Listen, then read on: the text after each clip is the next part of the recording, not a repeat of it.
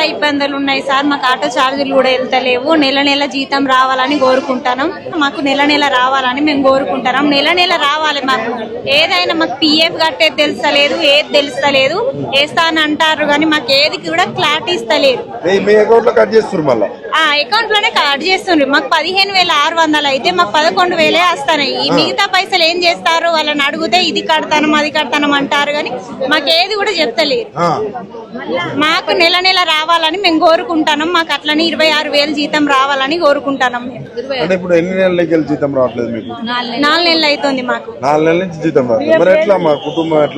మేము అన్ని బాకీలు తెచ్చుకుంటాం సార్. మేము అన్ని బాకీలే తెచ్చుకుంటాం. మాకు ఆటో ఛార్జీలు కూడా ఇబ్బంది అవుతుంది.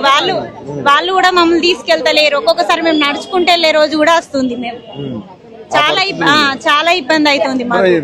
ఏంటంటే కుటుంబంలో అడుగుతారా ఏమన్నా అంటే గవర్నమెంట్ లో చేస్తారని ఒక పేరే గానీ మాకైతే ఒక గుర్తింపు లేదు, ఏది లేదు. మాకు ఒక ఐడెంటిటీ కార్డు లేదు, ఏం లేదు. మేము బయటికి వెళ్తే ఎవరో కూడా మమ్మల్ని అంత గుర్తించారు.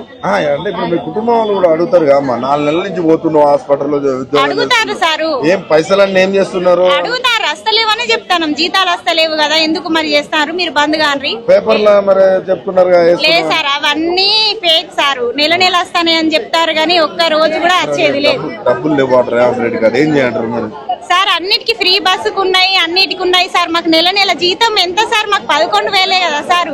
గవర్నమెంట్ జీతాలకు అసలు ఫస్ట్ తారీఖు ఎత్తారు 1,00,000 2 లక్షలు అట్లా జీతాలకు వాళ్ళకి ఇస్తారు. మాకేయడానికి ఏముంది సార్? వాళ్ళకు చిన్న జీతాలు 6,000 నెలకు మిగులుతానంట. 11,000 ఫ్రీ బస్ అయితే అదేదో జాబులు చేసేటోళ్ళకి ఉపయోగం. మేము ఇక్కడనే కదా సార్, మేము ఆటోకి వేస్తాం. మేము ఎక్కం సార్, మాది లోకలే కాబట్టి మాకు వర్తించదు, ఉపయోగపడదు మాకు.